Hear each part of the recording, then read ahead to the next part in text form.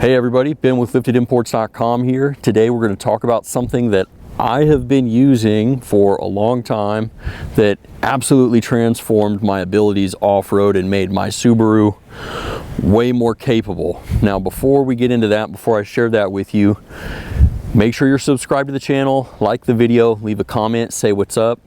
And if you want more information about taking your Subaru off-road, feel free to head over to the liftedimports.com website.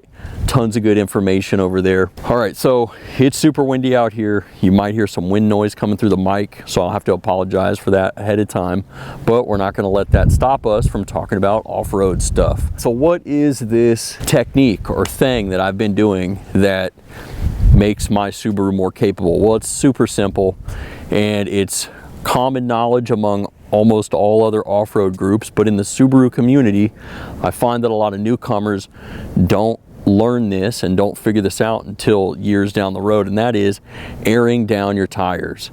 Now, there's a few benefits to airing down your tires. I'm going to share those with you, and the first and most important thing is that it gives your tire a much larger contact patch. It gives you substantially more grip, and when I say substantially more, I'm talking 2, 3, 4 times the grip that you would have at full tire pressure. So let's say you're out in the sand, snow, you're out on some slick rocks or something like that. Airing down your tire can absolutely give you that edge that you need to climb through or crawl through whatever it is that you're in the middle of. It has been an absolute game changer for me. Now, not only does it give you more grip, but when you go off-road and you air your tires down and you're kind of getting into some, dicey situations, when you have slightly less air in your tires, in my experience, I've found that it makes the tire a little bit more resistant to being punctured or sliced when a sharp object hits it. I think that this makes sense because if you think about it, if you have a balloon that's completely inflated and you give it a little prick with a pin, it's not hard at all to pop a balloon that's fully inflated. But if you take a balloon and it's not inflated at all and you hit it with a needle or a pin or something, you're not really going to do anything to it. And I think that concept is kind of what makes tires that are aired down just a little bit more durable when you get into stuff like sharp rocks. Now, the other thing that I really appreciate is when you go off-road, like let's say you're going to go on a camping trip and it's 20 miles of back road driving on gravel roads, dirt roads, forest roads, just anything that's going to be bumpy and unpaved. Once you leave the pavement, when you drop some air pressure out of your tires, that is going to make the ride so much smoother. I can't explain to you the difference that it makes in sort of cutting down on that vibration that gets transmitted up into the cabin of the vehicle. So especially if you have passengers or if you are just sensitive to that type of stuff, letting a little bit of air out of the tires when you leave the pavement can definitely make the ride far more enjoyable and comfortable for you and your passengers. Now, cutting down on that vibration technically is also better for your vehicle's suspension. Obviously, they're made to take vibration and stuff like that, but in the long run, it definitely will reduce the wear and tear on things like ball joints, sway bar end links, stuff like that, any bushing type of components that your car has. Okay, so this next point is kind of in line with the first point that I made in terms of improved traction, but when you let the air out of your tire and you create a much larger footprint, you give yourself the ability not only to grip things better, but to also improve the flotation of your tires when you're on surfaces like sand and snow. So when you get out on the snow, you drop down your air pressure, it lets you kind of float above that stuff. Now, I'm not talking about, you're floating like a marshmallow or anything like that. But it definitely allows you to crawl up on top of stuff and navigate things that you would otherwise just dig your tires in and sink down to the frame. It's super, super beneficial. I've had so much good luck using it when I go out in the winter onto snowy trails. Okay, so those are the benefits, but it doesn't come without some drawbacks. Some of the drawbacks of airing down your tires are, one, it definitely decreases your fuel economy. A bigger contact patch means more rolling resistance. And so when you're aired down substantially and you're out on the back roads, you will absolutely lose fuel economy. I think it's 100% worth it as long as you make sure to air your tires back up once you hit the pavement again. The loss is going to be pretty negligible and your day is just going to be much more enjoyable. Now the other downside to it is that if you air down a lot and you are in some situations that are somewhat extreme, you do run the risk of having the tire bead roll off the rim. And when I say rim, I mean the actual rim of the wheel, not, I don't use those two terms interchangeably. But yeah, you run the risk of basically the inner part of the tire, so the bead, that's what that's called, the part that contacts the wheel. If you put enough lateral load on it when it's low on tire pressure and doesn't have enough pressure pushing out on it against the rim to keep it seated, you can definitely roll that bead right off the wheel and lose tire pressure immediately. And then once you lose that tire pressure, you now have to figure out a way to get that tire back up and seated on the rim properly. And there's a bunch of methods that you can use. You can use ratchet straps. I like to use starting fluid or ether, something to create a small explosion inside of the tire. There's tons of videos on how to do that. But yeah, reseating a bead is kind of a pain in the butt. It's not impossible, but it'll add a little bit of complication to your day. So honestly, those are really the only two major downsides of airing the tires down. I mean, it is a little bit of a hassle. It takes a little bit of time to air back up once you hit the pavement again. But you know, it's well worth it. And as long as you have the right tools to do so, airing back up once you hit the road, it's not hard, doesn't take a ton of time. Now, how much should you air down? This is a question that I see a lot of people ask, and you really can't give a specific answer. I can't give you a specific answer. Nobody can really give you a specific answer. We can give you some ranges, but it's gonna vary so widely that there's really no hard and fast rules. I'll say that typically, if I am just airing down for comfort on a dirt road or a gravel road, usually I'll start at just like 20 PSI. I'll drop down a little bit. 20 PSI is nothing crazy. But then for other things, you know, I'll be going down to like 15, 12, 10, you know, depending on if I'm in some deep loose sand or if I'm in some snow. And the thing that's crazy is I can give you my opinion on what works for me in different surface areas, but when you go into those same terrains, there can be wide variations on, for example, in the snow. Is the snow new and is it light and fluffy, or is it old snow that is melted, frozen, and melted and frozen over and over again to the point where now it's just a bunch of slush? Those are going to require different air pressures, and same with the sand. If I go out into some dry, loose sand that doesn't have a lot of body to it, I'm going to have to air down way lower than if I'm just out on the beach and I'm on sand that is wet and has been packed down and is easy to navigate. It's going to be completely different. So my recommendation in every single case is to just experiment. Start with something that feels good. You know, you can drop down to 25 or 20 and see if that does what it needs to do for you. If not, drop down a little bit more. If you accidentally drop down a little too much and you feel like your tire looks way too low and like it's about to come off the wheel, or it just looks, or if it looks flat, like actually flat, you know, we're not trying to run around on actually, you know, legitimately flat tires. That's not what we're trying to do. We just want the sidewall to bulge a little bit. But if that happens, you know, if you've got your air compressor, you just air back up a little bit and make sure you're good to go. But I really think trial and error is the best way to figure out what's going to work, because what will work in my setup with my Subaru is going to be completely different than what's going to work in your Subaru with your setup. So I have a very specific tire that's probably way different than the tire you have. My Subaru might weigh less than yours. My Subaru might weigh more than yours. I might be carrying less passengers than you're carrying. You might be carrying less passengers than me, or more gear on the roof, or on, you know, You might have like a spare tire carrier on the back that adds a bunch of weight.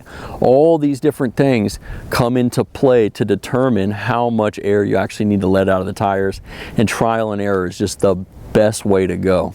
Now, if you're going to get yourself involved in a little bit of trial and error when you're out on the trails letting air out of your tires, you need to make sure you have the right tools in order to do this correctly, because if you let too much air out of the tire, you need a way to put it back up.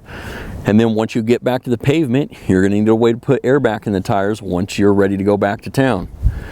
So I definitely think that making the one-time investment of a good air compressor is absolutely the way to go. There's a bunch of options out there. I've got an article on liftedimports.com with some really good air compressor options that are just fine for our vehicles, but I'll give you a quick rundown of what I like. I'm currently using a Viair product. It's the 440p. I think it's a great air compressor. It is good enough for my Subaru, and it's also good enough for my Jeep. It can pump up to 37-inch tires, and it costs me a lot more than the entry-level stuff, but it's been worth it because it can pump up a 35-inch tire from almost 0 psi up to 30 psi in like 5 minutes, which is awesome, you know. And if I'm sitting there waiting and waiting and waiting, and it's taking me 30 minutes to pump up all my tires every time I go out, dude, that is so much time wasted over the course of my life. I just can't be bothered with that. So I always like to go a little bit above what I need when it comes to air compressors. If you're worried about spending money, a great option that I can recommend to anybody would be the Viair 88P. The Viair 88P can be purchased for under $100. Usually it's under $90. We're in the middle of 2024, so who knows where it's going to be in a month with inflation. Your guess is as good as mine. Definitely what I would recommend if somebody came to me and said, hey, I really don't have a lot of money, but I do want to make sure I have an air compressor so that I can do this stuff properly all day. That's what I'm going to recommend that person goes and gets. Same with me. If I was in a situation where I really didn't have a lot of money and I was prepping to go on an off-road trip, boom, I'm getting an 88P all day. That air compressor is going to be super reliable. It's going to be more than enough for pretty much anything that any Subaru owner is running. And I think buying something from a company that is known for air products is the way to go, because if you're out in the middle of nowhere and you need air, you definitely don't want to gamble with, you know, some stupid parts store piece of junk. You know, that's happened to me actually. I had an air compressor fail and I had to creep myself back home on like 10 psi, and I was worried I was going to blow up a tire, but it is what it is. I got it sorted out. But don't be like me. Don't buy a cheapo piece of junk. Make sure you get something good the first time. So that would be a really good option that I'd recommend pretty much to anybody. If you want to go a little bit above and beyond, anything from Viair is going to be great. It's going to be dependable, reliable. It's going to work for you. Also, make sure you don't get one of those cheap compressors that plugs into the cigarette lighter. I do not like those. They don't allow the compressor to draw a lot of power, and you run the risk of blowing fuses, and I just don't like it. Being able to clamp directly to your battery is absolutely the right way to go. Okay, so what all are you going to need in order to air down? Well, you're not going to need a lot. You're really only going to need the air compressor to make sure that you can safely get back up to the correct air pressure when you're back on pavement. You're also going to want to have just a regular air gauge to figure out what your PSI is. You're going to want some sort of a deflating tool. You could use a key if you really wanted to and just want to do it by hand, but that's super unnecessary, takes forever. And then you're going to want to make sure that you've got yourself a small tire repair kit. So you're going to want to have things like tire plugs and the tools to use them. You're also going to want to make sure that you have a couple extra valve cores on hand. I always keep that stuff with me in all my cars, not just my off-road cars. I always keep those things so that in the event that I'm trying to air down or something, and for whatever reason I damage a valve core or I lose a valve core or something happens with the tire, I know exactly how to get everything back in order, get aired back up, and get home. Now, give me 1 second. I'm going to go grab some of these tools that I use. Got my air gauge here, my pressure gauge. And then this is the deflator tool that I use. This is an ARB deflator tool. Now you can find a lot of different versions of this. This is just the one I like. It's kind of expensive, but not crazy. And I have dropped it in the mud. I think I've run it over. I've done all kinds of things. It's still good to go. But basically, what this does is this allows you to basically screw this on and then pull your valve core out of the valve stem without ever exposing the valve core to the atmosphere and running the risk of losing it. Now, I also like using just valve core removal tools, because sometimes I just like to pull the valve core and watch the tire deflate, because I'm just kind of like that. I just sometimes I just do it by sight. I don't really actually check the pressure. I just kind of go with it. But this is what I would probably recommend for most people. They're dependable, they work great, and it can kind of give you a rough idea of where your PSI is at. These are not usually super accurate, but as long as you get it pretty close on the gauge, all 4 tires, you know you're at least going to be in the same department, you know, as far as air pressure. Now, this is my Viair 440p. It's got obviously the detachable air hose. This is pretty solid. I've given this thing a ton of abuse as well. This thing's an absolute champ. It's got a platform on it that helps it keep from vibrating and coming right off whatever I've got it set on. It's got a really super heavy duty power cable. This has probably been one of the best air compressors that I've ever used, at least in terms of portable ones. Okay, now here's an example of a valve core removal tool. This is just a cheap one that I got from Walmart. You don't really need anything fancy in order to do this, in order to pull your valve cores. Basically, it just works like a screwdriver. You push it in, turn it counterclockwise, your valve core will pop out. Make sure you have your hand and your fingers down by it so that it doesn't shoot and get lost in the mud or the dirt or the snow. But I like these a lot. You just have to get familiar with them, make sure that you don't run into any issues. But I like them because they're fast. Okay, so that's pretty much the basics on why you would air down, some of the things to look out for, and some of the gear that I use personally to air down. But I wanted to just mention a couple of other things. I want to stress this. I've obviously already kind of insinuated this, but make sure that you're not running around town on low air pressure. Don't do that. You really don't want to be at high speeds with low air pressure. So make sure you pump that air back up to whatever the recommended spec is for your car. The other thing that I wanted to mention is if you're going to be airing down, hopefully you've already got either a good all-terrain or a mud-terrain tire. The reason for that is all-terrain and mud-terrain tires are built specifically to have a much more sturdy and resilient sidewall. The sidewalls in those tires are going to be able to handle the stress of being aired down. If you just go out there and you try to air down on an all-season tire, it'll probably work, but you're going to be much more likely to run into problems, and you really don't want to air those down very low at all. And I would only recommend ever airing down an all-season tire if you were in some kind of an emergency where you really needed to get unstuck. But yeah, if you're going off-road, you don't want to be doing this stuff on a weak all-season tire. All right, so that's pretty much everything that I wanted to touch on as far as airing down your tires, but I really just want to drive home. This is a game changer when you go off-road. I challenge you to take this technique and apply it the next time you leave the pavement, whether it's for a more comfortable ride or whether it's for more grip, whatever it is, try it out and let me know how it works for you. Because when I first started doing this, I could not believe the amount of stuff I could do with my tires aired down a little bit. I was able to just run through all kinds of snow with much less resistance.